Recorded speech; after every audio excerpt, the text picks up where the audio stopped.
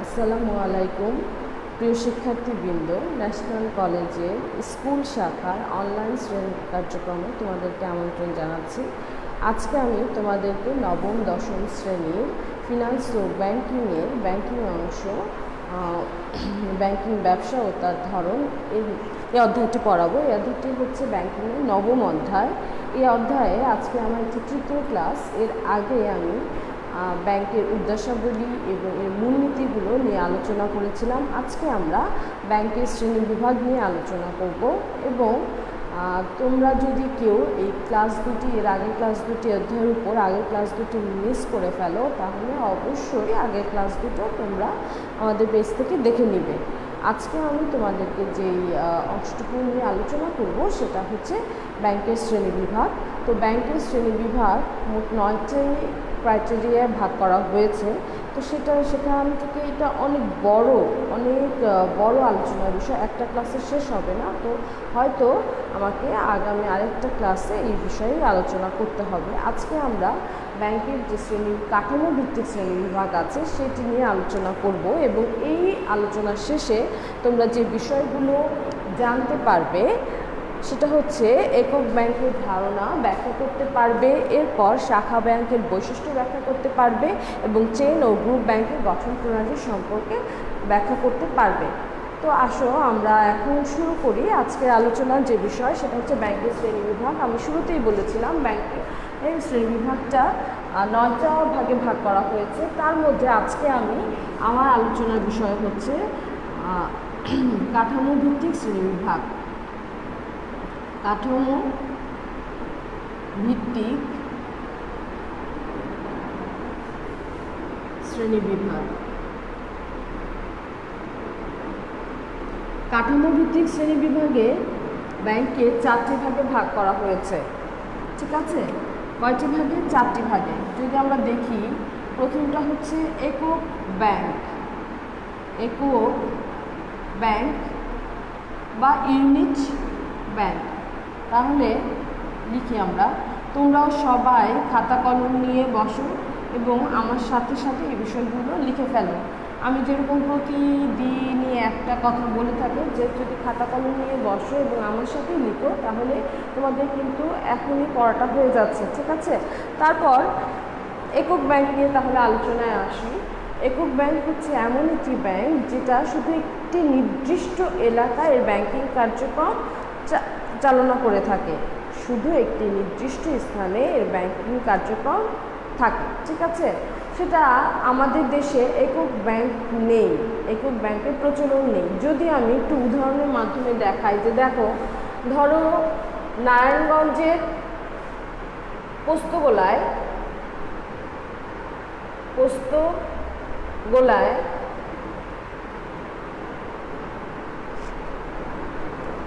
P নামক একটি bank প্রতিষ্ঠা করা হলো।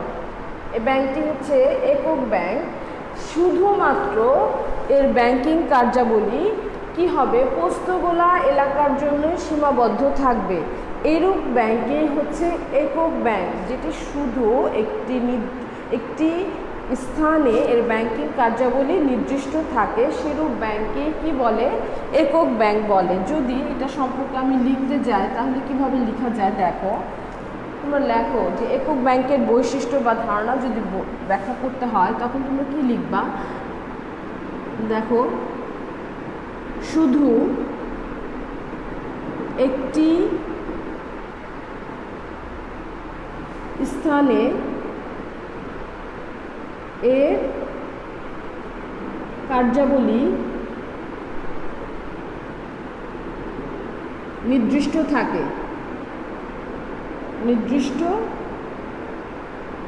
এই যে আমি একটু আগে উদাহরণ দিলাম, যে ধরো নারায়ণগঞ্জের পোস্তগোলায় পি নামক একটি ব্যাংক স্থাপিত হয়েছে। শুধুমাত্র কি হবে? এটা পোস্তগোলা ওই স্থানটার জন্য এর ব্যাংকিং কার্যাবলী নির্দিষ্ট থাকবে, অন্য কোনো জায়গায় কিন্তু এর কার্যাবলী ছড়িয়ে যাবে না। এরপর হচ্ছে যে বাংলাদেশে এরূপ ব্যাংকের প্রচলন নেই। বাংলাদেশে একক ব্যাংকের প্রচলন নেই। ঠিক আছে, তাহলে আমরা জানতে পারলাম একক ব্যাংকটা কি, যে ব্যাংক শুধুমাত্র একটি স্থানে তার ব্যাংকিং কার্যাবলী নির্দিষ্ট রাখে সেরূপ ব্যাংকই একক ব্যাংক বলে, এবং এই ধরনের ব্যাংক বাংলাদেশে এর ব্যাংক ব্যবস্থার প্রচলন নেই। এখন আসো কাঠামোভিত্তিক ব্যাংকের দ্বিতীয় যে বিন্যাস সেটা হচ্ছে শাখা ব্যাংক।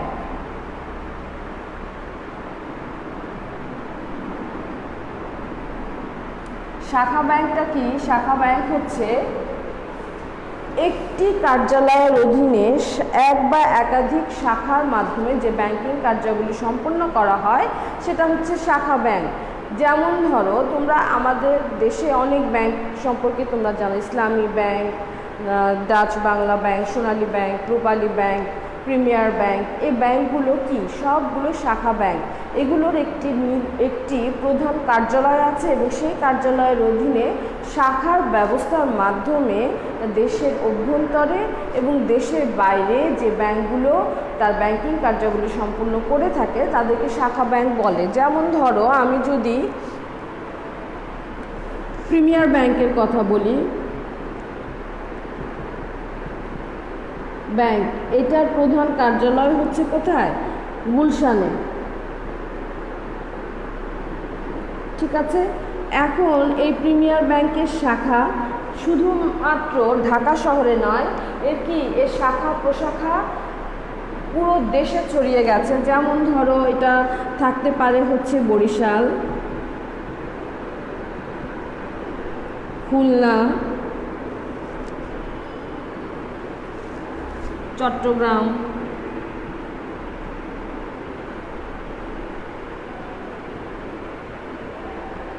তারপর রাজশাহী,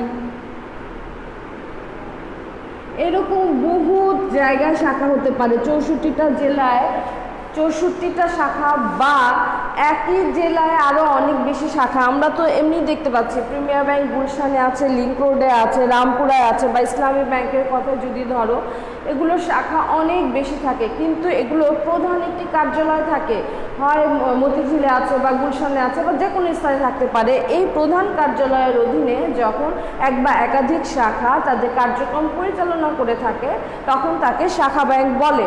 এই শাখা ব্যাংককে আলাদাভাবে প্রত্যেকটা, ধরে খুলনা একটা শাখা আছে, বরিশালে আছে, চট্টগ্রামে আছে, বাড্ডায় আছে, লিংক রোডে আছে। এই শাখাগুলোর আলাদা কোনো অস্তিত্ব নেই, এটা প্রধান কার্যালয়ের অধীনে থেকে এই কার্যক্রম পরিচালনা করে থাকে।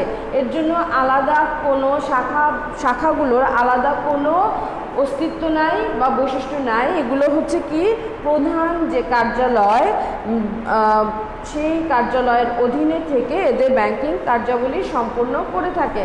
তাহলে আমরা যদি একটু শাখা ব্যাংকের বৈশিষ্ট্যের দিকে তাকাই তাহলে দেখা যাবে যে, লিখি, হ্যাঁ, তোমরা তো বুঝতে পেরেছো যে শাখা ব্যাংকটা আসলে কি। তা এক বা একাধিক শাখা একটি প্রধান কার্যালয়ের অধীনে থেকে এদের ব্যাংকিং কার্যাবলী সম্পূর্ণ করে থাকে।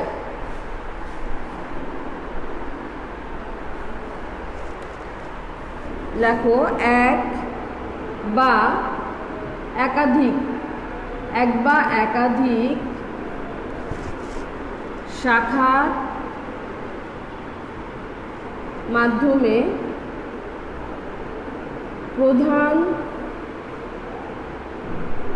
কার্যালয়ের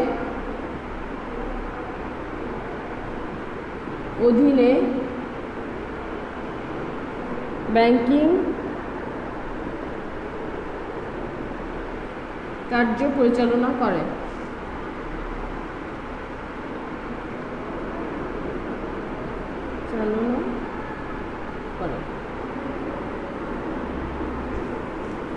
ঠিক আছে, আর বাংলাদেশে শাখা ব্যাংকের বাংলাদেশে এরূপ ব্যাংকের প্রচলন অনেক রয়েছে। তারপর হচ্ছে শাখা ব্যাংকের আলাদা কোনো অস্তিত্ব নেই।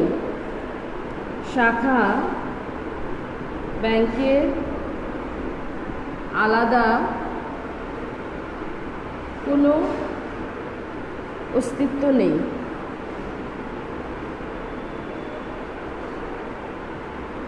ঠিক আছে শিক্ষার্থীরা, তোমরা কি এখন দেখতে পাচ্ছ কিনা?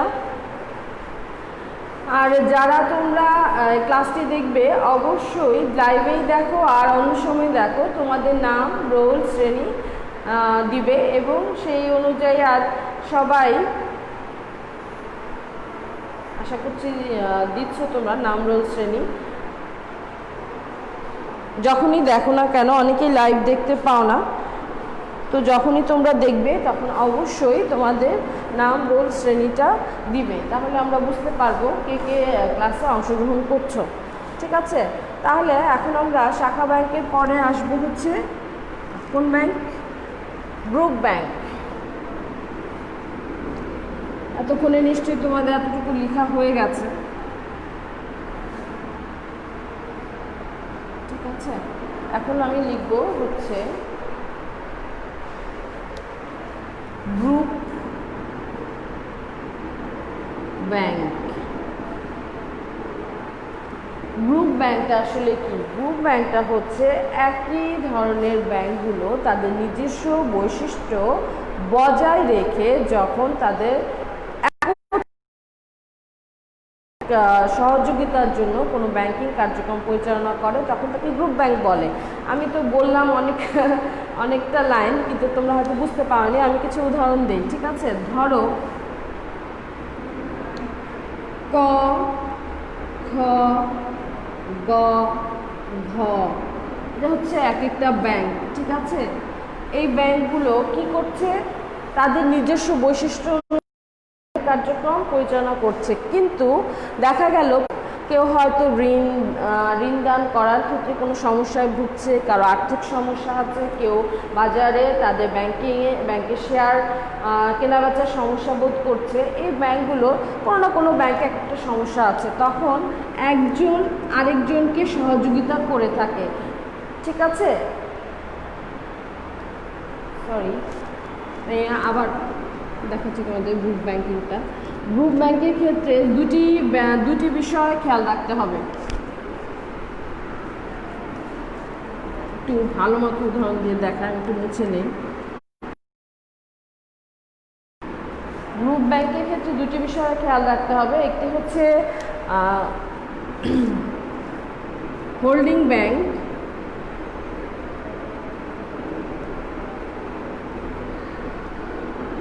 আরেকটি হচ্ছে সাবসিডিয়ারি ব্যাংক।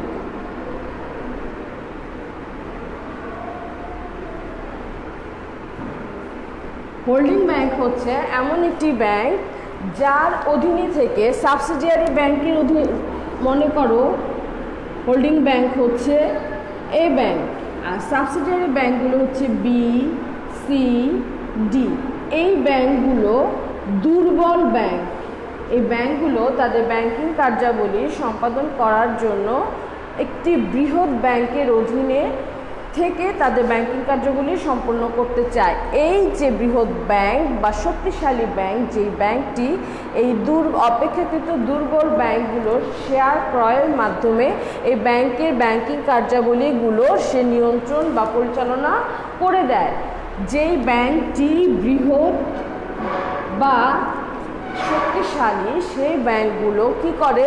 দুর্বল ব্যাংকগুলোর শেয়ার ক্রয়ের মাধ্যমে তাদের ব্যাংকের যে কার্যাবলী আছে সেগুলো কি করে দেয়? পরিচালনা করে দেয়, নিয়ন্ত্রণ করে দেয়। সেক্ষেত্রে যে ব্যাংকটি বৃহৎ তাকে হোল্ডিং ব্যাংক বলে, আর যে ব্যাংকগুলো এই বৃহৎ ব্যাংকের অধীনে থেকে তাদের কার্যক্রমগুলো চালিয়ে যায় তাদেরকে সাবসিডিয়ারি ব্যাংক বলে। ঠিক আছে, তাহলে গ্রুপ ব্যাংকের যে প্রধান দুটি ব্যাংক থাকে সেটা হচ্ছে হোল্ডিং ব্যাংক ও সাবসিডিয়ারি ব্যাংক। হোল্ডিং ব্যাংক হচ্ছে এটি এমন একটি ব্যাংক, সেটি একটি বৃহৎ ব্যাংক। সে ব্যাংকটি অন্য অনেকগুলো ব্যাংকের এক বা একাধিক ব্যাংকের কি করে? শেয়ার ক্রয়, বেশিরভাগ শেয়ার ক্রয় করে ফেলে। বেশিরভাগ বলতে 51% বা তার বেশি। ঠিক আছে, আর সাবসিডিয়ারি ব্যাংকের কাছে তাহলে শেয়ারের সংখ্যা থাকবে 49% বা তার কম। ঠিক আছে, ঠিক কী করে এই হোল্ডিং ব্যাংকটি অন্যান্য যে তার অধীনস্থ যে ব্যাংকগুলো চায় যে তার অধীনে থেকে ব্যাংকিং কার্যাবলী সম্পূর্ণ করবে, সে ব্যাংকগুলোর বেশিরভাগ শেয়ার ক্রয় করে নেয় এবং তার বিনিময়ে কী করে এই সাবসিডিয়ারি ব্যাংকগুলোর ব্যাংকিং কার্যাবলীগুলো নিয়ন্ত্রণ বা পরিচালনা করে দেয়। ঠিক আছে, তাহলে তোমরা নিশ্চয়ই হোল্ডিং ব্যাংক আর সাবসিডিয়ারি ব্যাংক কি সেটা বুঝতে পেরেছো এবং এইটাকে একত্রে গ্রুপ ব্যাংক বলে। ঠিক আছে, এই যে দেখো কতগুলো ব্যাংক। ঠিক আছে, তাহলে গ্রুপ ব্যাংক কি?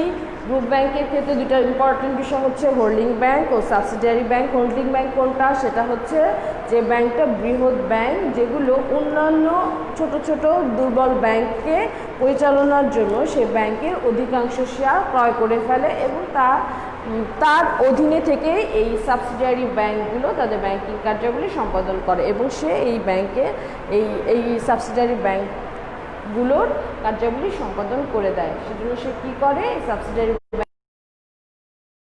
শেয়ার ক্রয় করে ফেলে। অধিকাংশ শেয়ার বলতে কি 51% বা তার বেশি। ঠিক আছে, তাহলে গেল হচ্ছে গ্রুপ ব্যাংক। এখন আমরা করব হচ্ছে চেইন ব্যাংক।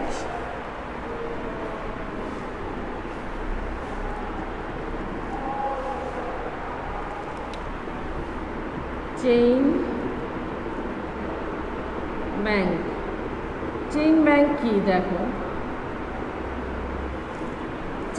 চেইন বলতে আমরা কি বুঝি? শিকলের মতো বুঝি, তাই না? একটার সাথে আরেকটা কি থাকে?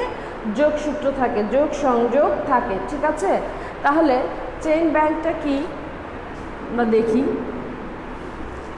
ধরো ক, খ, গ, ঘ এগুলো প্রত্যেকটি আলাদা আলাদা একটি ব্যাংক, কিন্তু এই ব্যাংকগুলোর নিজস্ব বৈশিষ্ট্য অনুযায়ী ব্যাংকিং কার্যাবলী সম্পাদন করছে, কিন্তু ব্যাংকিং কার্য সম্পাদন করতে গিয়ে এদের সবারই কোনো না কোনো সমস্যা দেখা দিচ্ছে।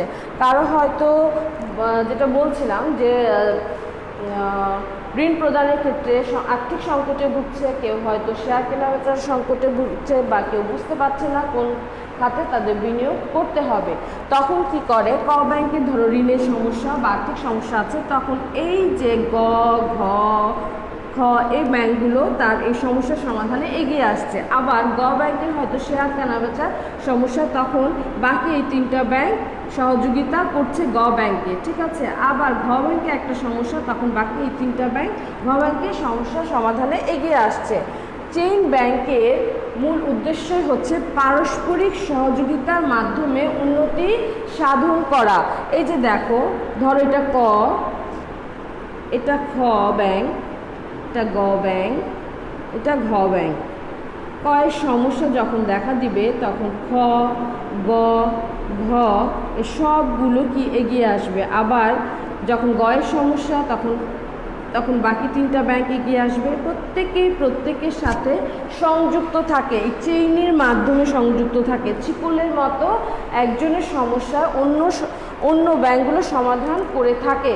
তাহলে কি হচ্ছে? পারস্পরিক উন্নতি সাধনের জন্য যখন নিজ নিজ বৈশিষ্ট্য বজায় রেখে ব্যাংকগুলো একত্রিত হয়ে গঠিত হয়, যৌথ মালিকানায় গঠিত হয়, তখন তাকে চেইন ব্যাংক বলে। দেখো, চেইনের মতো একজন আরেকজনের সাথে পারস্পরিক সহযোগিতার জন্য বা উন্নতি সাধনের জন্য লেগে আছে। দেখেছো?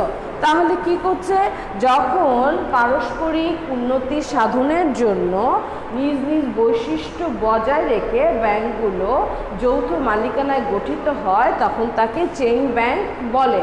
তাহলে কাঠামোভিত্তিক ব্যাংকিংয়ে আমরা যে চারটা প্রকার পেলাম, সেটা হচ্ছে প্রথমটি হচ্ছে একক ব্যাংক, দ্বিতীয়টি হচ্ছে শাখা ব্যাংক, তারপর পড়লাম হচ্ছে গ্রুপ ব্যাংক, এরপর হচ্ছে চেইন ব্যাংক। তাহলে তোমাদের প্রায় সময় এই দুইটা, বিশেষ করে গ্রুপ আর চেইন ব্যাংক থেকে কিছু সৃজনশীল প্রশ্ন এসে থাকে, যে এরকম প্রশ্নে আসতে পারে যে XYZ নামক তিনটি ব্যাংক একত্রিত হয়ে তাদের পারস্পরিক উন্নতি সাধনের জন্য ব্যবসা পরিচালনা করছে, ব্যাংকিং কার্যক্রম পরিচালনা করছে। তারপর প্রশ্ন আসলো যে XYZ কোন ধরনের ব্যাংকিংয়ে কাঠামোভিত্তিক শ্রেণীবিন্যাস অনুযায়ী কোন ধরনের ব্যাংকিংয়ের মধ্যে পড়ে, তখন তোমরা কি বলবা যে তখন তারা চেইন ব্যাংকের যে কার্যক্রম সেই কার্যক্রমটি বর্ণনা করতে হবে। ঠিক আছে, আবার আছে যে গ্রুপ ব্যাংকের ক্ষেত্রেও কিন্তু এরকম প্রশ্ন হতে পারে যে যমুনা ব্যাংক একটি হোল্ডিং ব্যাংক, তার অধীনে কি করছে না, এরকম প্রশ্ন আসতে পারে যে যমুনা ব্যাংকের অধীনে পদ্মা, মেঘনা, সুরমা ব্যাংক তাদের ব্যাংকিং কার্যক্রম পরিচালনা করছে। তারপর প্রশ্নে আসলো যে যমুনা ব্যাংক কোন ধরনের ব্যাংক, তখন তোমাকে প্রশ্নে কি দিতে হবে, উক্ত ব্যাংকটির কার্যাবলী ব্যাখ্যা করো বা বৈশিষ্ট্য ব্যাখ্যা করো। তখন কি দিতে হবে যে যমুনা ব্যাংকটি হচ্ছে একটি হোল্ডিং ব্যাংক, যেহেতু যমুনা ব্যাংকের অধীনে পদ্মা, মেঘনা, সুরমা নামক তিনটি ব্যাংক তার ব্যাংকিং কার্যক্রম পরিচালনা করে, তাহলে কি হচ্ছে যমুনা ব্যাংকটি হচ্ছে হোল্ডিং ব্যাংক। হোল্ডিং ব্যাংকের যে বৈশিষ্ট্য সেগুলো কি করতে হবে, তোমাকে লিখতে হবে। তো বৈশিষ্ট্যগুলো কি কি, যমুনা ব্যাংকের বৈশিষ্ট্য হচ্ছে সে একটি হোল্ডিং ব্যাংক, সে ব্যাংকটি সাবসিডিয়ারি ব্যাংকগুলো পরিচালনা করার জন্য এর অধিকাংশ শেয়ার ক্রয় করে থাকে এবং এদের ব্যাংকিং কার্যাবলী সম্পাদন করে দেয়। ঠিক আছে, তাহলে যদি দেখি দেখা যাচ্ছে কিনা, আজকে মনে হয় লেখাটা ক্লিয়ারই আছে। ঠিক আছে, তোমরা যারা আছো তারা অবশ্যই নাম রোল দিবে। আমার সাথে এখন আছে নাহিদা জান্নাত, তারপর ফজলে রাব্বি। আসসালামু আলাইকুম। ওয়ালাইকুম আসসালাম রাব্বি।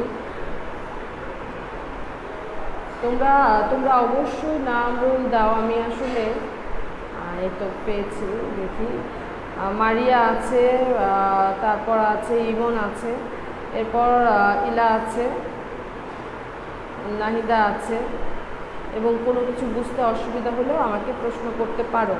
ঠিক আছে, তোমাদেরকে অনেক ধন্যবাদ যে তোমরা ক্লাসে নিয়মিত অংশগ্রহণ করছো, কিন্তু যারা করছে না তাদেরকে তোমরা জানিয়ে দিবে যে অবশ্যই এই অনলাইন ক্লাসের উপর নির্ভর করে কিন্তু আমরা সামনে একটা পরীক্ষা নিচ্ছি এবং সে পরীক্ষাটি সেপ্টেম্বরের 14 তারিখ থেকে অনুষ্ঠিত হবে এবং নির্দিষ্ট শ্রেণী শিক্ষকের মাধ্যমে তোমরা পরীক্ষার রুটিনটি সংগ্রহ করে নেবে এবং কোনো প্রশ্ন থাকলে শ্রেণী শিক্ষকের সাথে যোগাযোগ করবে। ঠিক আছে, ঠিক আছে, আমরা তো এতক্ষণ তাহলে জানতে পারলাম যে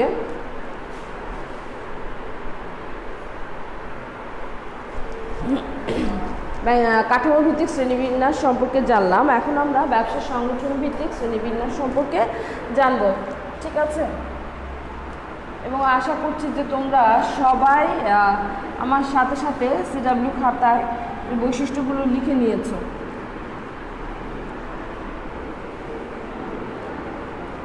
এখন আমরা জানব ব্যবসায় সংগঠন ভিত্তিক শ্রেণীবিভাগ। এতক্ষণ করলাম কাঠামো ভিত্তিক শ্রেণীবিভাগ, এখন আমরা করব সংগঠন ভিত্তিক, ব্যবসা সংগঠন ভিত্তিক শ্রেণীবিভাগ।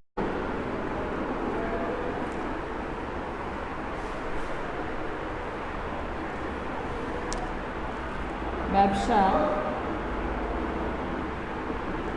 সংগঠন ভিত্তিক শ্রেণীবিভাগ।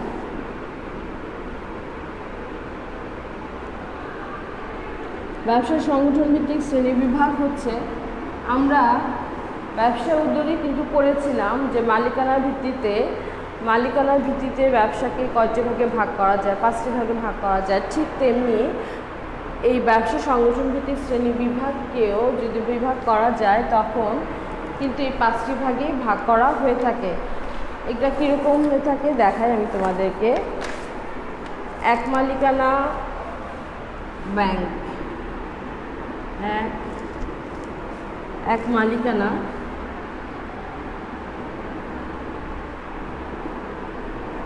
ব্যাংক। এক মালিকানা ব্যাংক কি, আমরা জেনে থাকি এক মালিকানা ব্যবসা কি। এক মালিকানা ব্যবসায় যেমন একজন মাত্র ব্যক্তি ব্যবসায় মালিক থাকে এবং তিনি ব্যবসা পুঁজি বিনিয়োগ করে এবং লাভ হলে সমুদয় লাভ একাই ভোগ করে এবং যদি ক্ষতি হয় একাই কি করে, ব্যবসায় ক্ষতি বহন করে এবং তিনি ব্যবসা পরিচালনা ও নিয়ন্ত্রণ করে থাকে। ঠিক তেমনি এক মালিকানা ব্যাংকও হচ্ছে একক ব্যক্তির মাধ্যমে একক ব্যক্তির পুঁজি বিনিয়োগের মাধ্যমে নিয়ন্ত্রিত পরিচালিত ব্যাংকই হচ্ছে এক মালিকানা ব্যাংক। একক উদ্যোগ যদি লেখো একক উদ্যোগ ও পুঁজি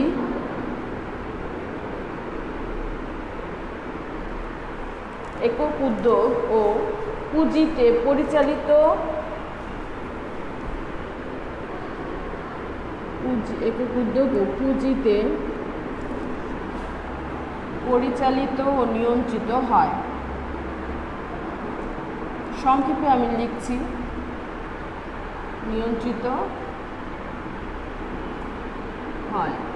এক মালিকানা ব্যবসা যেরকম একজন মাত্র মালিক থাকে এবং মালিক একাই পুঁজি বিনিয়োগ করে এবং পরিচালনা করে থাকে, ঠিক তেমনি এই এক মালিকানা ব্যাংকও কিন্তু ঠিক তাই একজন ব্যক্তি মানে একক উদ্যোগে ও পুঁজি বিনিয়োগ করে এই ব্যাংকিং ব্যবসাটা পরিচালনা ও নিয়ন্ত্রণ করে থাকে। তারপরে যেমন এক মালিকানা ব্যবসাতে অংশীদারি ব্যবসা আছে, ঠিক তেমনি এখানেও কিন্তু অংশীদারি ব্যাংক আছে।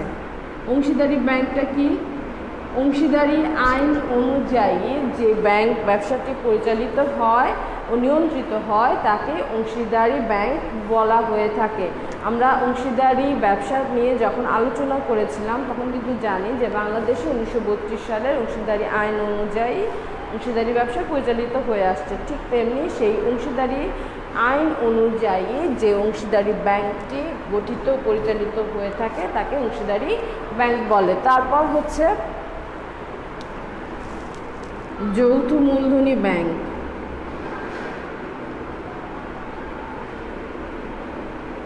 যৌথ মূলধনী ব্যাংক কি? যৌথ মূলধনী মানে কোম্পানি আইন দ্বারা গঠিত ও নিয়ন্ত্রিত ব্যাংকই হচ্ছে যৌথ মূলধনী ব্যাংক। ঠিক তেমনি এরপর আছে হচ্ছে সমবায় ব্যাংক। সমবায় আইন দ্বারা গঠিত ও সমবায় ব্যাংক। সমবায় আইন দ্বারা গঠিত ও নিয়ন্ত্রিত ব্যাংকই হচ্ছে সমবায় ব্যাংক। আবার আছে রাষ্ট্রীয় ব্যাংক। রাষ্ট্রীয় ব্যাংকও তাই, যে সরকারের দ্বারা নিয়ন্ত্রিত ও পরিচালিত ব্যাংকই হচ্ছে কি?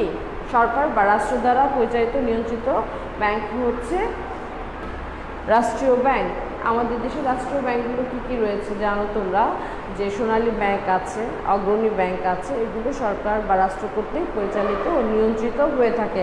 তাহলে আমার আজকে যে শিক্ষণ ফলটা ছিল যে তোমরা এই আলোচনা শেষ হলে পরে যে অংশটুকু শিখতে পারবে সেটা হচ্ছে একক ব্যাংকের ধারণা। একক ব্যাংক সম্পর্কে তোমরা জেনেছো। এরপর শাখা ব্যাংকের বৈশিষ্ট্য বিশ্লেষণ করতে পারবে। চেইন ব্যাংক ও গ্রুপ ব্যাংকের গঠন প্রণালী আমি শিখিয়েছি এবং আরেকটু বাড়তি আমি শিখিয়ে পড়ালাম যেটুকু, সেটা হচ্ছে ব্যবসা সংগঠন ভিত্তিক শ্রেণীবিভাগটা করে রাখলাম। এরপরে আরও আছে কার্যভিত্তিক, ধর্মীয় দৃষ্টিকোণ থেকে অঞ্চলভিত্তিক বেশ কিছু শ্রেণীবিভাগ আছে যেগুলো আমরা আবার পরের ক্লাসে আলোচনা করব। তো আজকে শিক্ষার্থীবৃন্দ, আজকে তোমাদের সাথে আমার আলোচনা এই পর্যন্তই। আমি একটু বাড়ির কাজ দিতে চাচ্ছি। গত ক্লাসে আমি কিন্তু বাড়ির কাজ দিইনি, আজকে আমি দিব। সেটা হচ্ছে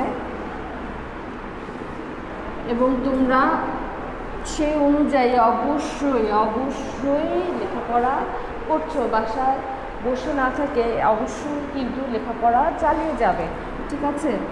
বাড়ির কাজ দেই। বাড়ির কাজ বেশি দিব না, দুইটাই দিব, ঠিক আছে? একক ব্যাংকের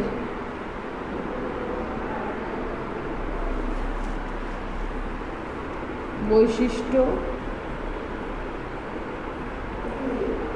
ব্যাখ্যা করো, ঠিক আছে?